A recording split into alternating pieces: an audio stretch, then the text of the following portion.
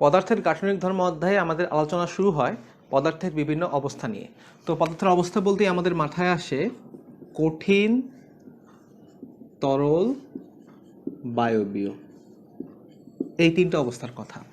তো দেখো, একটা পদার্থ, মনে করো পানি একটা পদার্থ যার রাসায়নিক সংকেত হচ্ছে H2O। এরকম প্রতিটা পদার্থেরই কিন্তু রাসায়নিক সংকেত আনা সম্ভব। তো সেই রাসায়নিক সংকেত বিশিষ্ট পদার্থটা তাপমাত্রা এবং চাপের উপর ভিত্তি করে বিভিন্ন রূপ নিতে পারে। ঠিক আছে, শুধুমাত্র তাপমাত্রা না, চাপেরও কিন্তু একটা ফ্যাক্টর আছে। তাপমাত্রা বাড়ালে আস্তে আস্তে বায়বীয়ের দিকে যায়, আবার চাপ বাড়ালে আস্তে আস্তে কঠিনের দিকে আসে। ঠিক আছে, এটা একটা প্যাটার্ন। তো দেখো এখানে কি হয়, কঠিন পদার্থের বেলায় যে ঘটনাটা ঘটে, পদার্থের অণুগুলো খুব কাছাকাছি অবস্থান করে, অর্থাৎ এদের আন্তঃআণবিক দূরত্বটা খুব কম হয়। আর আন্তঃআণবিক দূরত্ব যদি খুব কম হয়, তাহলে আন্তঃআণবিক বল কি হবে, অনেক বেশি হবে। এবং আন্তঃআণবিক বল এদের অনেক বেশি হয়, তবে এই অণুগুলোর যে গতিশক্তি, আমরা জানি অণুগুলোর ভর আছে এবং এরা ছোটাছুটি করতেছে। তো একটা ভরযুক্ত জিনিস যদি ছোটাছুটি করে, তাহলে অবশ্যই কী থাকবে, গতিশক্তি থাকবে। তাহলে এর যে গতিশক্তি আছে, এই গতিশক্তির মানটা অনেক কম হয়, তবে আন্তঃআণবিক বলের মানটা বেশি হয়। এখন আমি যদি এই কঠিন পদার্থটার তাপমাত্রা বাড়িয়ে দিই, এর ভিতরে যদি তাপের সঞ্চার করি, অথবা যদি চাপটা কমিয়ে দিই, ঠিক আছে, তাহলে দেখা যাবে এটা তরলে পরিণত হয়েছে। তরলে এর অণুর মধ্যে দূরত্বটা একটু বেড়ে যাবে, আন্তঃআণবিক বলটা একটু কমবে, আর গতিশক্তিটা আগের চেয়ে একটু বাড়বে। ঠিক আছে, এবার আমি যদি টেম্পারেচার আরও বাড়াই অথবা চাপ আরও কমিয়ে দিই, তাহলে দেখা যাবে পদার্থের অণুগুলো অনেক দূরে দূরে অবস্থান করতেছে। এদের মধ্যে আন্তঃআণবিক বলের মান প্রায় 0 ধরতে পারি আমরা, নেই বললেই চলে, এবং গতিশক্তি হবে অনেক বেশি।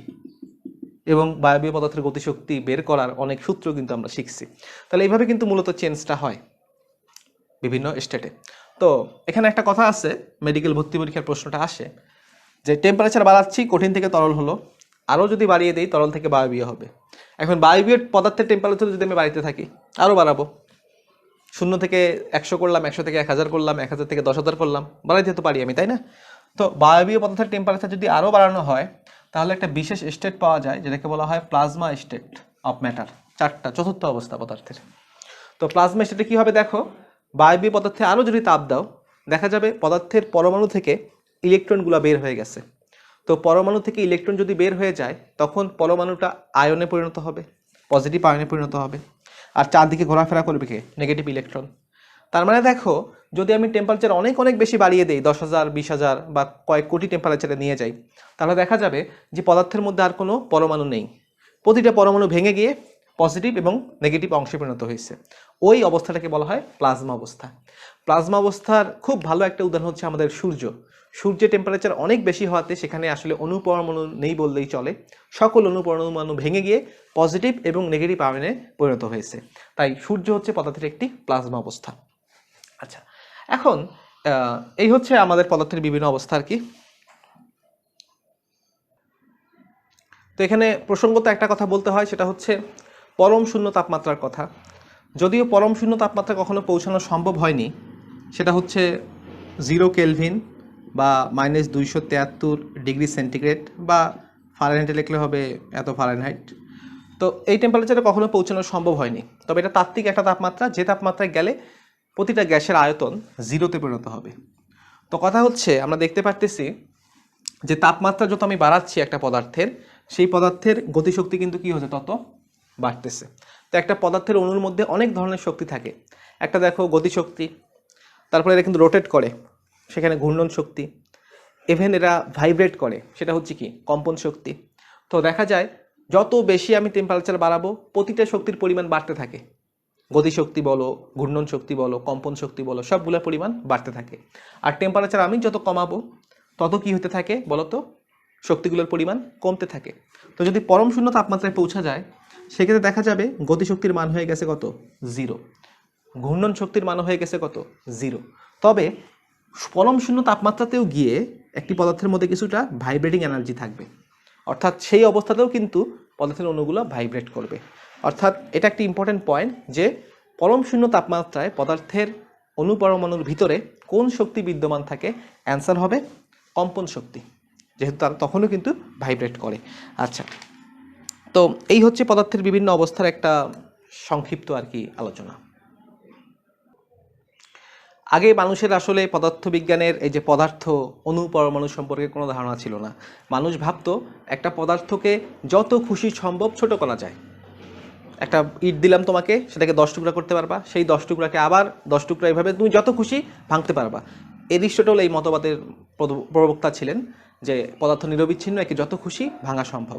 তবে পরবর্তীতে ডেমোক্রিটাস নামে একজন সায়েন্টিস্ট তিনি পরমাণু আবিষ্কার করেন এবং পরমাণুর বিভিন্ন ধর্ম ব্যাখ্যা করতে পরমাণুবাদ প্রতিষ্ঠা করেন জন ডাল্টন নামে আরেকজন সায়েন্টিস্ট।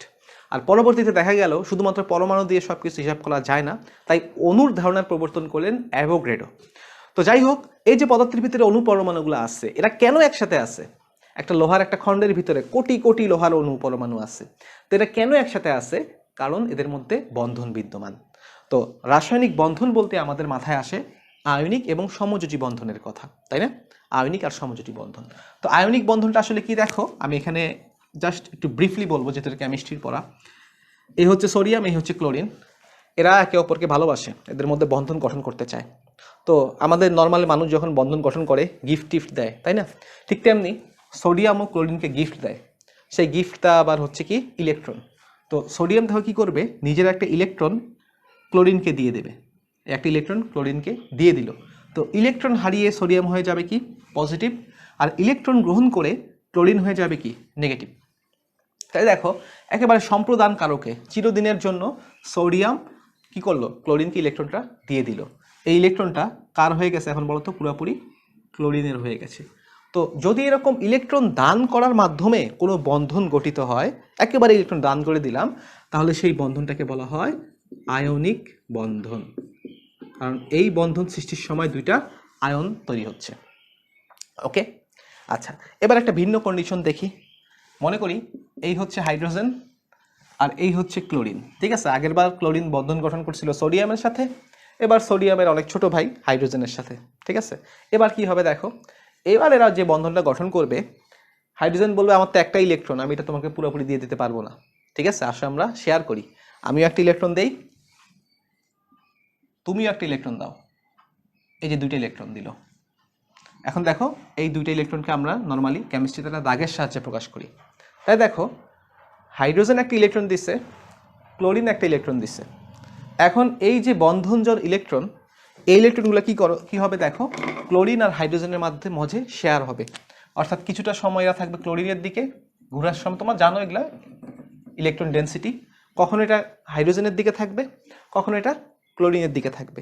তো যদি দেখা যায় হাইড্রোজেন এবং ক্লোরিন দুই দিকেই ইলেকট্রন ডেন্সিটিতে একেবারে সমান, এখানে যত ওখানেও যদি তত হয়, তাহলে সে বন্ধনটাকে বলা হয় একেবারে সমযোজী বন্ধন। সমযোজী বন্ধন। দেখো এখানে একজনের কাছ থেকে ইলেকট্রনটা আসবে আর এখানে দুইজনের কাছ থেকে ইলেকট্রনটা আসবে, আসার পর আবার কি হবে, শেয়ার হবে। এখন একটা ব্যাপার একটু মনে রাখতে হবে, কোনো বন্ধনই 100% আয়নিক না। একই কথা অনেকটা সমযোজী যৌগের ক্ষেত্রেও প্রযোজ্য, কোনো যৌগই একেবারে সমযোজী না। তো এখানে ব্যাপারটা কি হয় দেখো, আয়নিক যৌগ নিজের ধর্ম থেকে বিচ্যুত হয়ে সমযোজীতে পরিণত হতে পারে পোলারাইজেশনের প্রভাবে। পোলারাইজেশনের প্রভাবে দেখো কি হয়, যে সোডিয়াম যে ইলেকট্রনটা ক্লোরিনকে দান করছে, মাঝে মধ্যে বলে একটু দাও ইলেকট্রনটা একটু দেখি কি অবস্থায় আছে। মানে বুঝো নাই, মনে করো তুমি তোমার বন্ধু বা বান্ধবীকে একটা মোবাইল গিফট করছো, এবার তুমি মাঝে মধ্যে ওটা নিয়ে একটু চেক করো কি অবস্থা না অবস্থা। অর্থাৎ তোমার বন্ধু বা বান্ধবী পুরোপুরি এই ইলেকট্রনের মালিকানা লাভ করে নাই, দান করে দেওয়ার ফলও পরও কি হইতেছে, সোডিয়ামের কিন্তু এই ইলেকট্রনটার উপর একটা দাবি থেকে যায়। এই দাবিটাকে আমরা কেমিস্ট্রিতে পোলারাইজেশনের সাহায্যে ব্যাখ্যা করার চেষ্টা করি। তো একটা যৌগে যত বেশি পোলারাইজেশন ঘটবে সেটা তত বেশি সমযোজী হয়ে যাবে। আবার দেখো এর বিপরীত দিকে একটা পয়েন্ট আছে, সমযোজী যৌগ আয়নিকের মতো আচরণ করতে পারে পোলারিটি ডিফারেন্সের কারণে। পোলারিটি ডিফারেন্স ব্যাপারটা কি, আমরা জানি ইলেকট্রন আসক্তি পলিং স্কেলে যে ইলেকট্রোনেগেটিভিটির একটা ব্যাপার আছে। তো সেখানে কি হবে দেখো, আমরা জানি ক্লোরিনের হচ্ছে 3.5 আর হাইড্রোজেনের হচ্ছে 2.1। তো এদের যে শেয়ার করা দুটো ইলেকট্রন, যে শেয়ারিংয়ে হাইড্রোজেনেরও 50% ভূমিকা, ক্লোরিনেরও 50% ভূমিকা। তবে দেখা যায় ক্লোরিন ইলেকট্রনকে একটু বেশি পছন্দ করে, ইলেকট্রনের প্রতি তার দাবি একটু বেশি। তাই প্রকৃতপক্ষে দেখা যায় ইলেকট্রনগুলো খুব কম সময় হাইড্রোজেনের কাছে থাকে এবং ক্লোরিনের কাছে অনেক বেশি সময় থাকে। অর্থাৎ দেখো সমযোজী মানে কি, সমান সময় থাকবে, ঘনত্বটা সমান হবে, কিন্তু পোলারিটি ডিফারেন্সের কারণে দুজনের পোলারিটি দুই রকম, যার ফলে কি হয়েছে যে ইলেকট্রনের একটা, বুঝতেছই যে একদিকে ঘনত্বটা বেশি একদিকে ঘনত্বটা কম। তো এরকম ঘনত্ব যদি কম বেশি হয়ে যায় সেটাকে আমরা কি বলতে পারি, যে সমযোজী থেকে আস্তে আস্তে সেটা আয়নিকের দিকে চলে আসতেছে।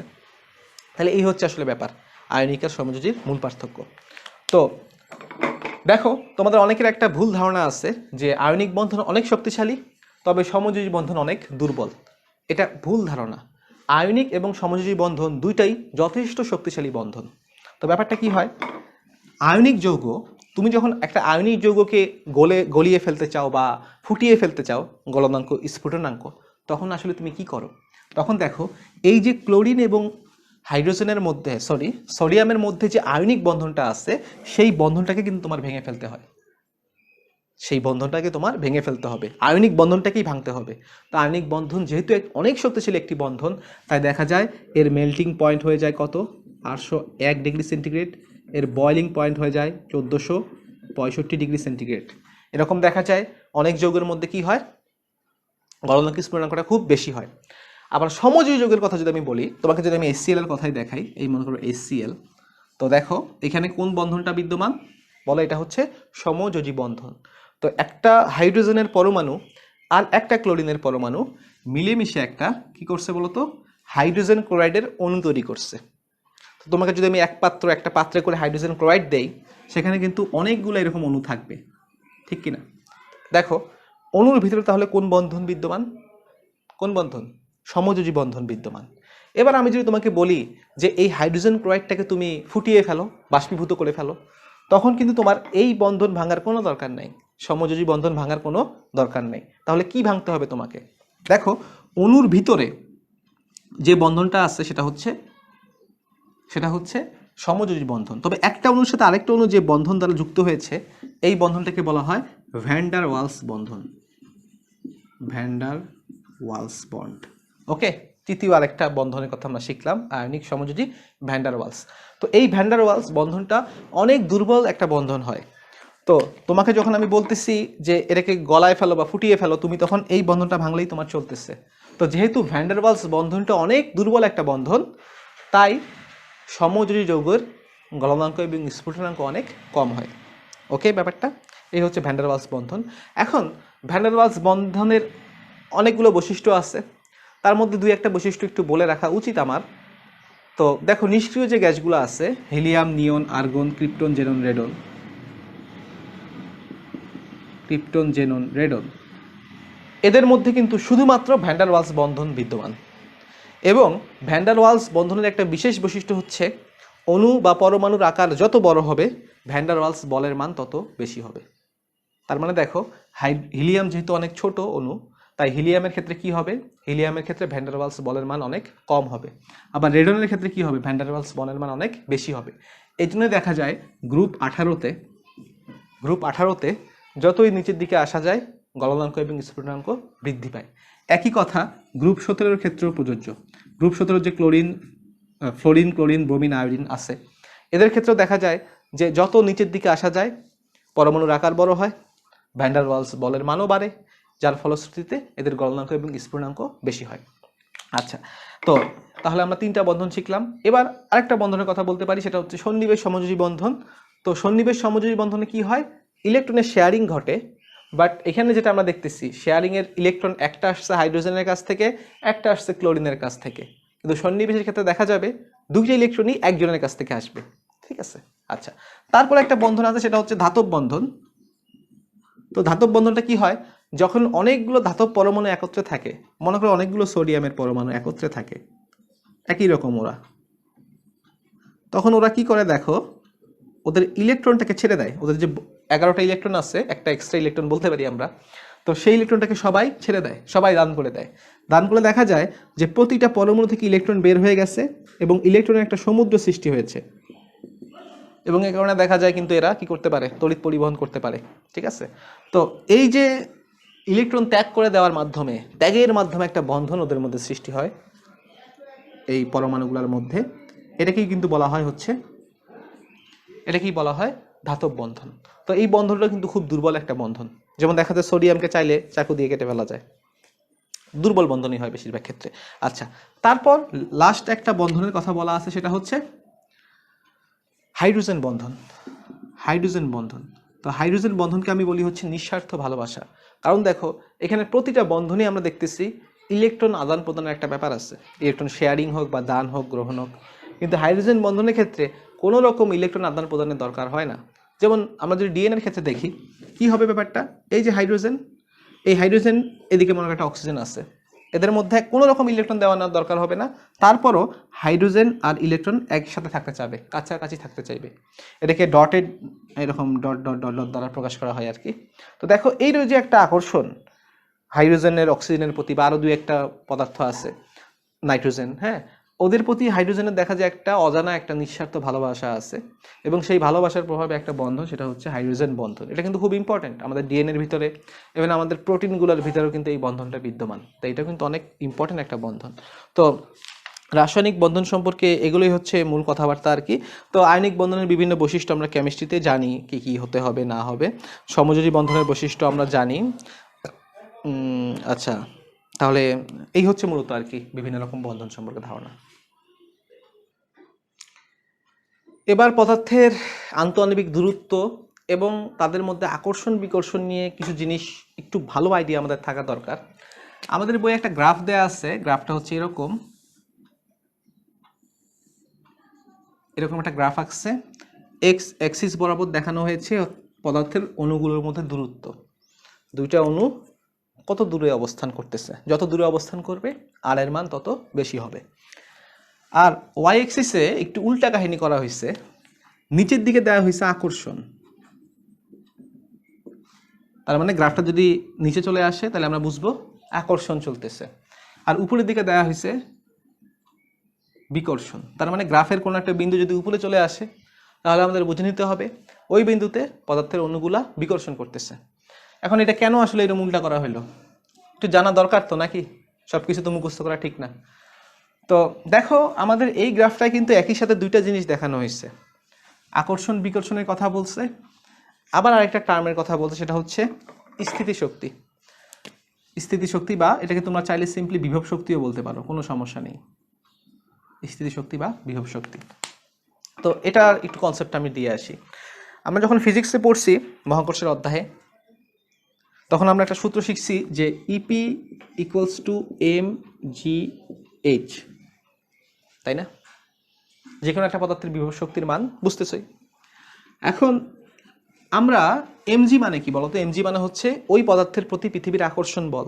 তাহলে আমরা সিম্পলি লিখতে পারি EP equals to F into H. Okay, আচ্ছা, এবার দেখো কিছু কাহিনী। এই মনে করো হচ্ছে পৃথিবী, এই মনে করো হচ্ছে একটা বস্তু। এবার এই সমীকরণটা নিয়ে আমি কিছু কাজ করব। আমাদের আসলে মূল সমীকরণের কাছে পৌঁছাতে হবে।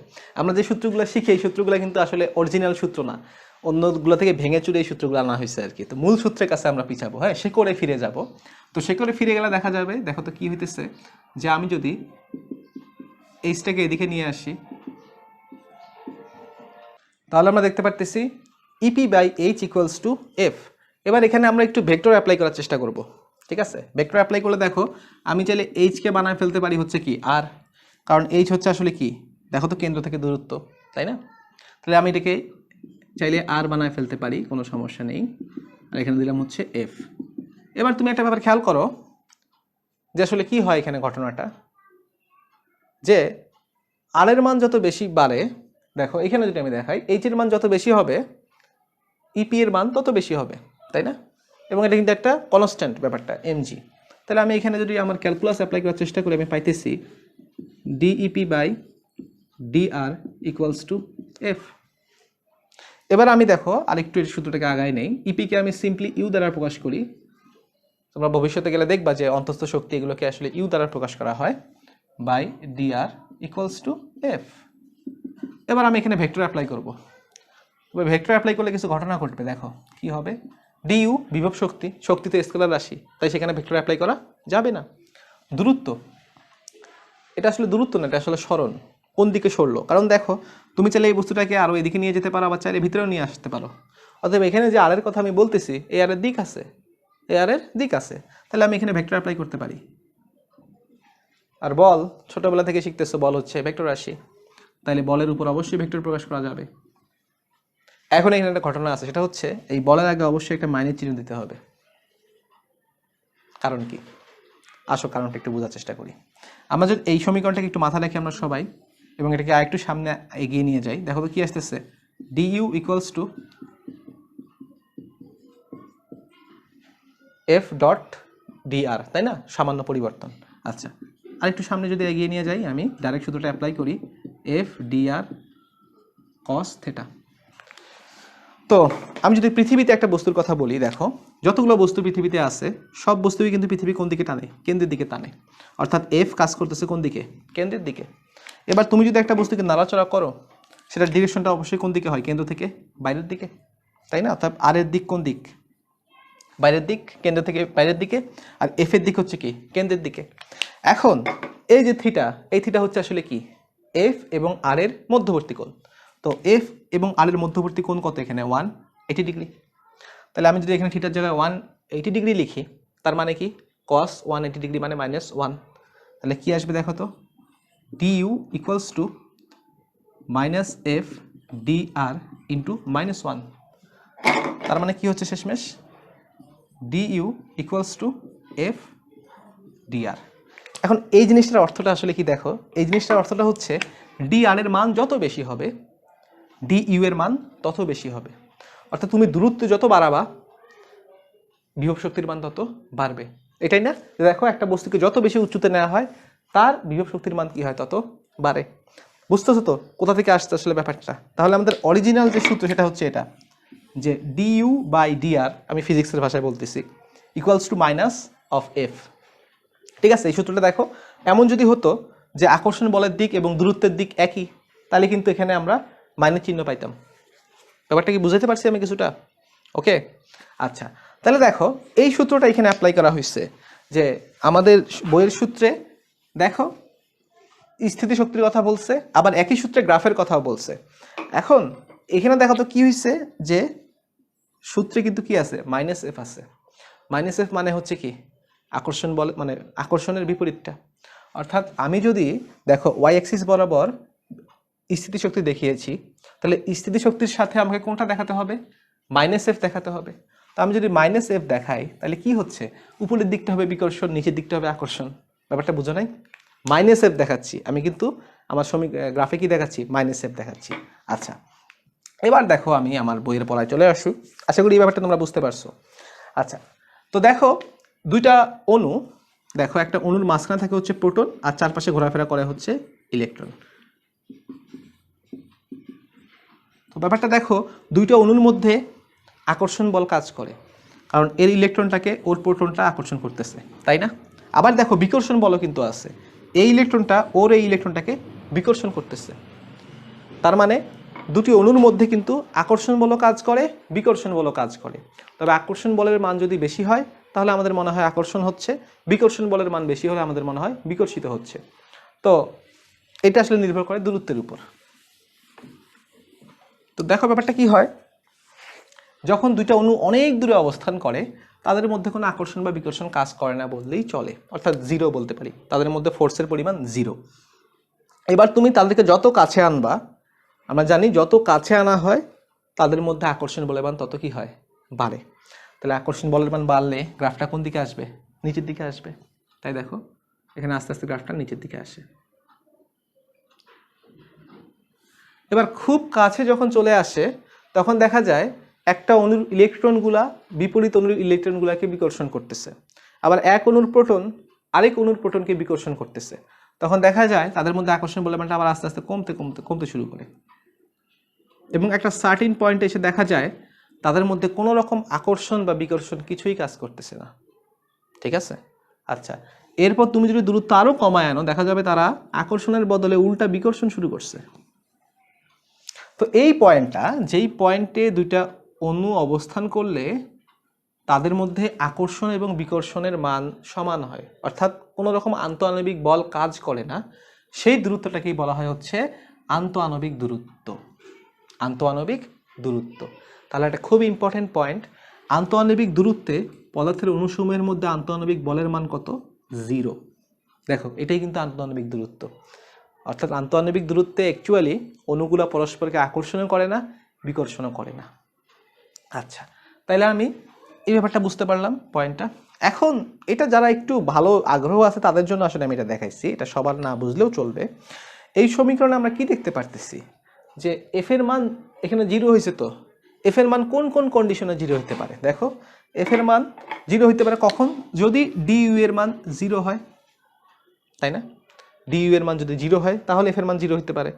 অথবা দেখো যদি ডি ইউ এর মান ম্যাক্সিমাম বা ডি ইউ এর মান মিনিমাম হয় তাহলেও কিন্তু কি হতে পারে? এফ এর মান কি হতে পারে? 0 হতে পারে। তোমরা যারা ক্যালকুলাস করছো জানো যে চরম এবং অবম বিন্দুতে ঢালের মান কি হয়? 0 হয়। তাহলে এটা হচ্ছে আসলে কি? ঢাল। আমি এখানে ম্যাক্সিমাম মিনিমাম বলে ব্যাপারটাকে সহজ করছি, আসলে এটা চরম অবম বিন্দু আর কি। ঠিক আছে, লঘুমান গুরুমান মনে পড়তেছে তোমাদের আশা করি। তো সিম্পলি যারা বুঝতে পারছো না তারা এটা জেনে রাখো যে ডিইউ এর মান 0 হলে তো এফ এর মান 0 হবেই, প্লাস ডিইউ এর মান যদি ম্যাক্সিমাম বা মিনিমাম হয় সেক্ষেত্রেও কিন্তু কি হবে? এফ এর মান 0 হবে। তাহলে আমরা এই বিন্দুতে আর নট বিন্দুতে কি পাইছি? এফ এর মান 0 পাইছি। অতএব ওই বিন্দুতে ডিইউ এর মান হয় 0 হবে, নতুবা ম্যাক্সিমাম হবে, নতুবা মিনিমাম হবে, তিনটার একটা হবে। শিওর তো? ক্লিয়ার তো ব্যাপারটা? আচ্ছা, এখন তুমি আমাকে বলো একটা সিস্টেম বা একটা কন্ডিশন কখন স্টেবল অবস্থায় থাকে? বিভব শক্তি সর্বনিম্ন হলে স্টেবল থাকে নাকি সর্বোচ্চ হলে স্টেবল থাকে? ব্যাপারটা দেখো, একটা কলা মনে করো গাছে ঝুলতেছে, ও গাছে ঝুলা অবস্থায় বেশি স্টেবল নাকি মাটিতে রাখলে বেশি স্টেবল? মাটিতে রাখলে বেশি স্টেবল, কারণ গাছে ঝুলা অবস্থায় তার বিভব শক্তি বেশি এবং সেই বিভব শক্তিকে কাজে লাগিয়ে সে যে কোনো সময় গাছ থেকে পড়ে যেতে পারে, ঠিক কিনা? তার মানে একটা বস্তুর ভিতর যত বেশি বিভব শক্তি থাকবে, একটা সিস্টেমের ভিতর যত বেশি বিভব শক্তি থাকবে, তার স্টেবিলিটি বা বুঝতেছই বাংলায় কি বলবো, স্থায়িত্ব বলতে পারো, স্টেবিলিটি তত কম, তার স্টেবিলিটি তত কম। আর বিভব শক্তির মান যত কম হবে, একটা বস্তুকে তুমি যত নিচে নামিয়ে আনবে, তার স্টেবিলিটি, তার সেই অবস্থান্তর স্টেবিলিটি কিন্তু কি তত বেশি। তাহলে দেখো আন্তঃআণবিক দূরত্বে অণুগুলোকে কি হইতে হবে? সবচেয়ে বেশি স্টেবল হইতে হবে। তাহলে সবচেয়ে বেশি স্টেবল হইলে সেই মুহূর্তে কি হইতে হবে? আন্তঃআণবিক যে তোমার, সরি এটা আমি ডিইউ লেখা উচিত হয় নাই, ইউ লিখলেই ভালো হইতো। এটার মান কি হবে? সবচেয়ে কম হবে। তাহলে দেখো তো কি হবে, এই আর বরাবর এখানে এসে দেখো স্থিতিশক্তির মানটা আস্তে আস্তে আস্তে আস্তে সর্বনিম্ন মানে পৌঁছাবে এই পয়েন্টে, এরপর আবার আস্তে আস্তে বাড়তে থাকবে।